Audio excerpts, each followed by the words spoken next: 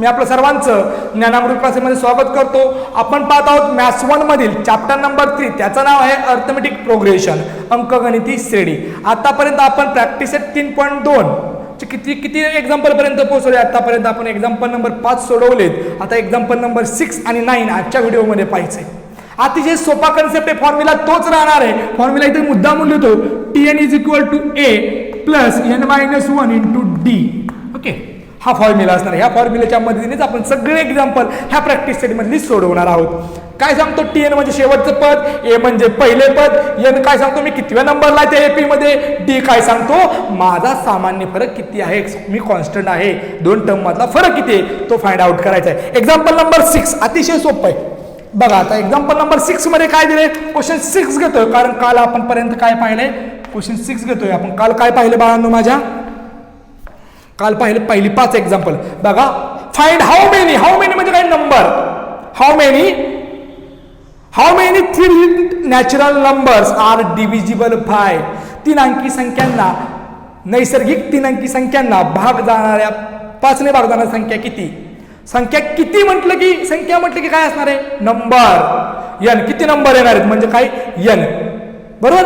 5 ने भाग जाणाऱ्या 3 अंकी संख्या, ते जाऊ दे सगळं. मला सांगा 3 अंकी संख्या चालूच कुठून होते रे, चालूच कुठून होते, 100 पासून. चालू कुठं होते, एक्झाम्पल बघा 100 पासून, बरोबर. 101 ही सुद्धा 3 अंकी संख्या, पण 5 ने भाग जाणाऱ्या संख्या पाहिजे आपल्याला 3 अंकी. पण संपते कुठे रे, 3 अंकी संख्या संपते कुठं, 999 पर्यंत, बरोबर ना. त्याच्या पुढचा नंबर काय, 1000 आहे. 1000 हा 3 अंकी संख्या आहे का, नाही, म्हणून संपते कुठं 999 पर्यंत. 5 ने भाग जाणाऱ्या संख्या शोधायच्या, फक्त 3 अंकी संख्या. मग 5 ने भाग जाणाऱ्या संख्या म्हणजे काय, ज्या संख्येच्या शेवटी काय असतंय, 0 किंवा 5. ज्या संख्यांच्या शेवटी 0 किंवा 5 असतो अशा संख्येला काय जातो, 5 ने भाग जातो. मग अशा संख्या काय असतं, फक्त काय करायचं आपल्याला, संख्येच्या शेवटी काय द्यायचंय, 5 द्यायचंय. मग 105, कारण 5च्या मल्टिपल असणार आहेत, 5 ने भाग जातो म्हणलं. नंतर काय असणार, ह्याच्यात 5 मिळवा 110 होईल, नंतर ह्याच्यात 5 मिळवा 115 होईल.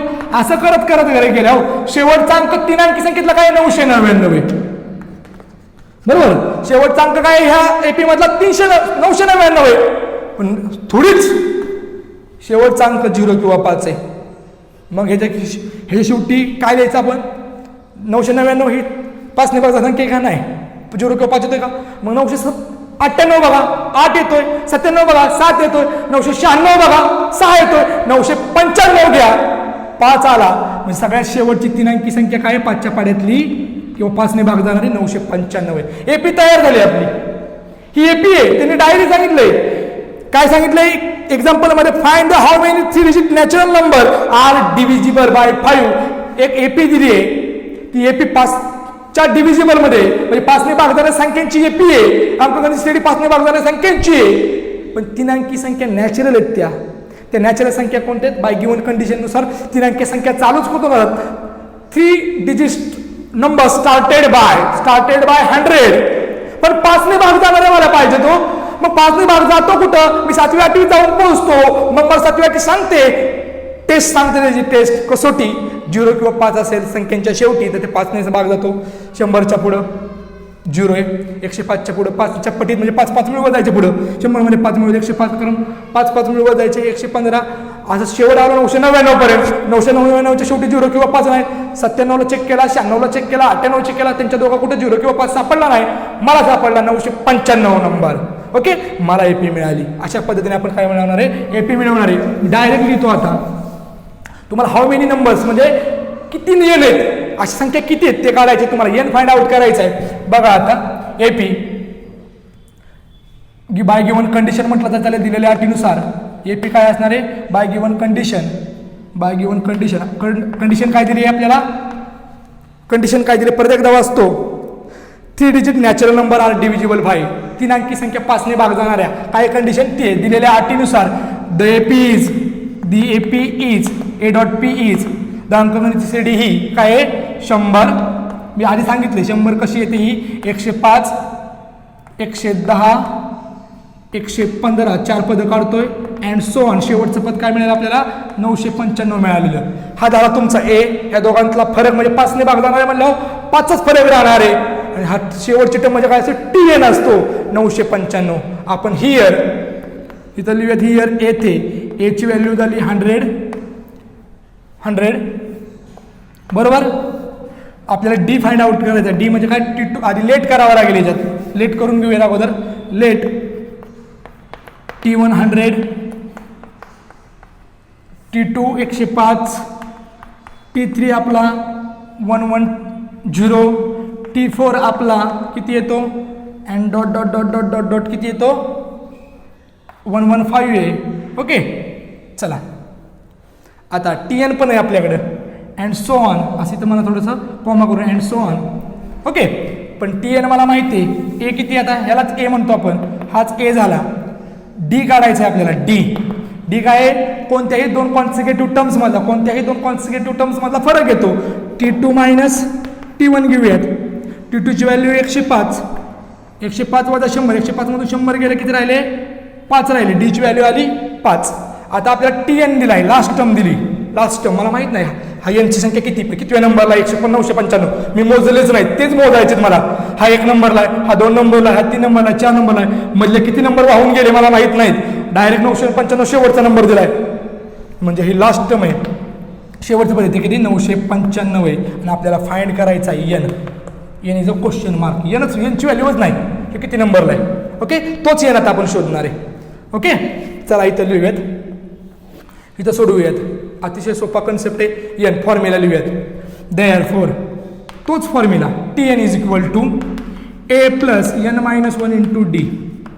TNची व्हॅल्यू किती आहे, डायरेक्ट अख्खा TN किती दिलाय 995, पण एनच फाइंड आउट करायचं आपल्याला. एन 995, एन माहीत नाही. एची व्हॅल्यू माझ्याकडे किती आहे 100 आहे, अधिक एनची व्हॅल्यू फाइंड आउट करायची -1. डीची व्हॅल्यू मला माहिती आहे 5 आलाय डी. ओके चला पुढं. 100ला इथं बघा रे, 100ला इथं कुठलं चिन्ह आहे अधिक आहे. अधिक इकडे आलं तर काय होतो वजा होतो. देअरफॉर 995 वजा 100 बरोबर. 995 वजा 100 किती येणार आहे आपण करू. राहिले काय राहिलं पलीकडे चिन्ह एन वजा 1, एन मायनस 1 इंटू 5 आहे असं ठेवूयात आपण. काही गरज नाही आपल्याला सुट्टा आत गुणून घ्यायची, ब्रॅकेट सेपरेट करायची काही गरज नाही. 995 मधनं 100 गेले राहिले 895. किती राहतात 895 इक्वल टू एन मायनस 1 आहे असा. एन मायनस 1ला हा 5 गुणाकारात इकडे आल्यावर भागाकारात जाईल. हा गेला भागाकारात. आता भाग घालूयात. एन मायनस 1 आहे असा ठेवूयात पलीकडं. ओके 5 1 5, 5 1 5, 8तनं 5 गेले शिल्लक राहिले 3, संख्या झाली 39. 5चा पाडा 39 येईपर्यंत म्हणा. 5 7 35, 45 पुढे जाते नको मागं येऊयात. 5 7 35, 39 मधून 35 वजा करा, संख्या राहिली 4 बरोबर ना. 39 मधून 35 वजा गेले, संख्या झाली 45 तयार. 5 9 45, संख्या मिळाली 179. तर खालीच लिहितो जरा मी, म्हणजे भागाकार किती आला 179. एन वजा 1, हा वजा 1 इकडे आल्यावर काय होईल अधिक 1 होईल. 179 अधिक 1, देअरफॉर कंटिन्यू करा. 179 अधिक 1 180 बरोबर एन. मग therefore n is equal to 180, म्हणजे 995 म्हणजे 3 अंकी संख्यामध्ये जर 3 अंकी संख्या तुम्ही घेतल्या 105 102 103 104 105 अशा पुढे 999 पर्यंत संख्या घेतल्या, पण त्यातल्या फक्त काय निवडायच्या संख्या 5ने भाग जाणाऱ्या संख्या निवडायच्या होत्या. आणि ते 5ने भाग जाणाऱ्या संख्या किती आल्या एन बरोबर 180. तुम्ही जर काउंट केलं 1 2 जर सुरुवात चालू केली 101 पासून ते 999 पर्यंत 3 अंकी संख्यांचं, तर नुसत्या 5ने संख्या जर मोजल्या 5ने भाग जाणाऱ्या तर किती बनणार आहेत त्याच्यामध्ये 180 संख्या बनणार आहेत. मग तुम्हाला स्टेटमेंट लिहायचंय. काय लिहायचं स्टेटमेंट बघा, सेमीवाल्यांना सांगतो. हाऊ मेनी विचारले, हाऊ मेनीच्या जागेवर काय टाकायचं 180 टाकायचं. 180 बघा 180 3 digit natural number 180. Therefore 180 3 digit natural number are divisible by 5. Marathi मीडियमने काय लिहायचं 5ने भाग जाणाऱ्या 3 अंकी नैसर्गिक संख्या 180 आहेत.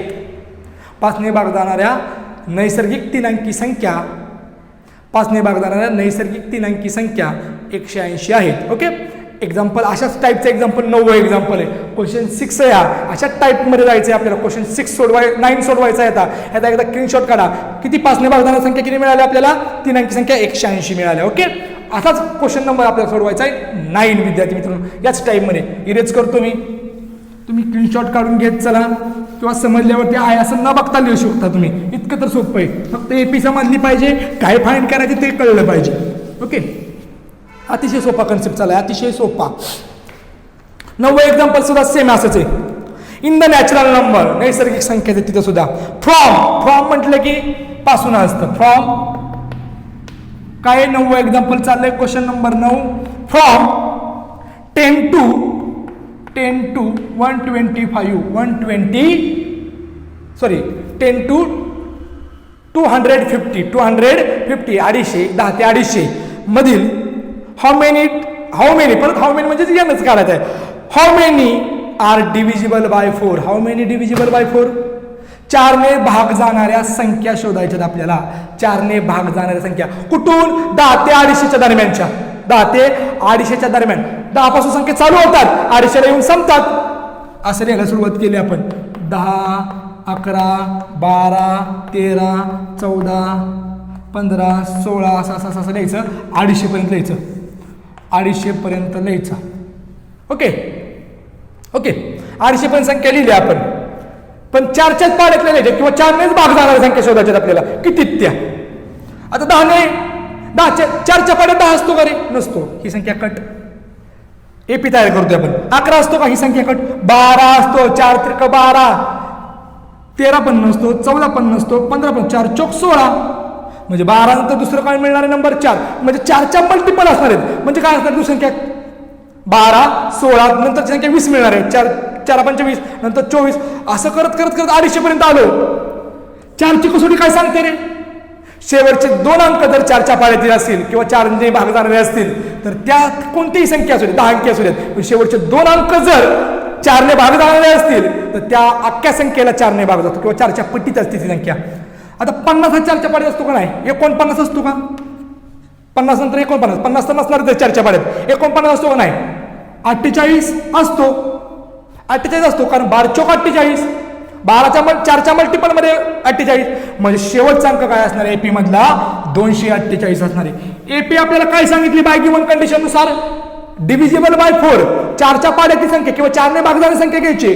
म्हणजे 4च्या पट्टीत असणारी ती संख्या 4ने भाग जाते म्हणल्यावरती. बघा सोल्युशन बाय गिवन कंडिशन नुसार, दिलेल्या अटीनुसार बाय गिवन कंडिशन काय अट दिली? 4ने पाड्यातली संख्या घ्या किंवा 4ने भाग जाणारी संख्या घ्या. कंडिशन काय आहे? How many numbers divisible by 4. आणि कुठल्या संख्या दिल्या? 10 ते 250. आपण लिहूयात bye given condition. Bye given condition काय कंडिशन दिली रे आपल्याला? कंडिशन काय दिली आहे? 10 ते 250 संख्या आता शोधून काढले आपण. Therefore the AP is, condition नुसार एपी काय आहे? द एपी इज काय रे? अंकगणित श्रेणी 10, 11, 12 म्हणजे 12च्या पट्टीत आहेत. 12, 16, 20 अँड सो ऑन. 250 नाही मिळला कारण त्या संख्येला शेवटचे 2 अंक 250 मधला 50 आहे. 4च्या पट्टीत 50 नाहीत, 49 नाहीत, 48 येतो, 48 येतो. म्हणजे शेवटची संख्या काय मिळाली आपल्याला? 48 मिळाली. 48 मिळाली. म्हणजे आपला ए झाला 12. कॉमन डिफरन्स दोघांमधला फरक 4च्या पट्टीची संख्या डिव्हिजिबल बाय 4 आहे. म्हणजे 4चाच फरक राहणार आहे. डी सुद्धा 4 मिळाला. टीएन मिळाला आपल्याला 248. पण एन नाही माहित, तो एन फाइंड आउट करू. चला हिअर किंवा लेट करू. डी काढण्यासाठी let T1 12, T2 16, T3 20 and so on. Okay, मग हिअर ए इक्वल टू काय असतो? T1 असतो. तो इथे ए लिहूयात. ए म्हणजे T1, ए म्हणजे 12. आपल्याला काय लागतो? फॉर्म्युलामध्ये काय लागतं? ए एन टी एन आणि डी. डी किती रे? डी काढूयात. चला डी काय? T2 minus T1 is equal to d. T2 16 वजा T1 12. 16तनं 12 गेले 4. हा झाला डी. आता Tn माहिती आहे आपल्याला, लास्ट टर्म. Tn म्हणजे काय? एपी मधली लास्ट टर्म. ती लास्ट टर्म किती? 248 आहे. Tn ची व्हॅल्यू किती? 248. आणि आपल्याला फाइंड आउट करायचं how many numbers. How many म्हटलं की एन हा फाइंड आउट करायचा आहे कितव्या नंबरला आहे. चला इकडे सॉल्व्ह करू आपण. फॉर्म्युला देअरफॉर, हा फॉर्म्युला मी लिहितो इथंच. Therefore Tn is equal to A plus in bracket n-1 into D गुणाकारात DA. चला टी ची व्हॅल्यू किती आपल्याकडं 248. ओके, ए ची व्हॅल्यू किती आपल्याकडं 12 अधिक एन ची व्हॅल्यू काढायची 30 तर काढायची, एन ची व्हॅल्यू तर काढायची. एन किती एन -1. डी ची व्हॅल्यू काय दोघांमधला फरक काय तो डी किती आला आपण फाइंड आउट करायचो. तो किती आला 4 आलाय. आलं लक्षात तुमच्या. पुढे जायचंय. चला याचं ऑब्झर्वेशन करा, याचं निरीक्षण करा. 12 इथं अधिक चिन्ह आहे, 12 इकडे जर आले तर काय होतील वजा होतील. काय होतील वजा होतील. वजा करूयात आपण. 248 अधिक 12 इकडे आले, वजा 12 झाले. ब्रॅकेटच्या पलीकडे राहिलं, बरोबर चिन्हाच्या पलीकडे राहिलं. In bracket n -1 into 4. Okay चला 248 मधून 12 वजा करा, किती मिळतील तुम्हाला.